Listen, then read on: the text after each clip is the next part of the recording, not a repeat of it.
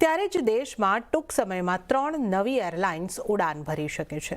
Indigo કટોકટી અને aviation સેક્ટરમાં ડુઓપોલીને લઈને ઊભા થઈ રહેલા પ્રશ્નો વચ્ચે સરકારે શંખ એર, અલ હિન્દ એર અને ફ્લાય એક્સપ્રેસને એનઓસી આપ્યા છે।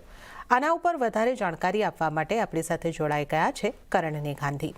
કરણ, ક્યાર સુધીમાં શરૂ થઈ શકે છે નવી એરલાઇન્સ? જી, તો ઇન્ડિગોની આપણે જે કટોકટી જોઈ અને ત્યારબાદ હવે જે ડુઓપોલી થઈ ગઈ છે આ એરલાઇન માર્કેટમાં, તેને લઈને દેશમાં ખૂબ જ ગંભીર ચર્ચાઓ થઈ રહી છે અને સરકાર પર આના પર ખૂબ જ ગંભીર હોય તેવું જણાઈ રહ્યું છે।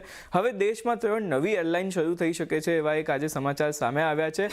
દેશમાં 2 એરલાઇન્સને એનઓસી મળ્યા છે આમાં, અને કુલ 3 એરલાઇન્સ જે છે તે શરૂ થઈ શકે છે। કઈ એરલાઇન્સ છે તેની વાત કરીએ તો સૌથી પહેલી છે શંખ એર, બીજી છે અલ હિન્દ એર અને ત્રીજી છે ફ્લાય એક્સપ્રેસ। હવે જે અલ હિન્દ અને ફ્લાય એક્સપ્રેસ છે તેને આજે એનઓસી મળી ગયું છે અને સાથે જે શંખ એર છે તેને પહેલાથી જ એનઓસી જે છે તે મળી ગયું હતું। એટલે કે અહીંયા ચોક્કસપણે એવું કહી શકાય કે સરકાર જે છે તે હવે ઇન્ડિગોના સંકટ બાદ આ જે મુદ્દો છે તેને ખૂબ જ ગંભીરતાથી લઈ રહી છે।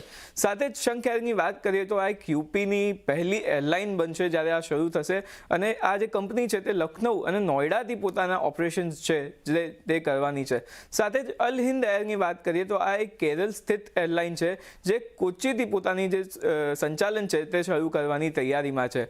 ફ્લાય એક્સપ્રેસ આ જે અત્યારે કંપની છે તે પહેલેથી જ કાર્ગો લઈ જવાનું જે કામકાજ છે તે કરે છે અને હૈદરાબાદ સ્થિત આ કંપની છે અને હવે તે પેસેન્જર એવિએશન ક્ષેત્રમાં પણ પ્રવેશ કરવા જઈ રહી છે અને આવતા વર્ષે જો આપણને આ કોઈ એરલાઇન શરૂ થાય તો એમાં કોઈ જ નવાઈ નથી। જી ઓકે, તો 3 એરલાઇન હવે આપણને શરૂ થતી દેખાઈ શકે છે। કરણ, આ માહિતી માટે આપનો આભાર, પણ આપને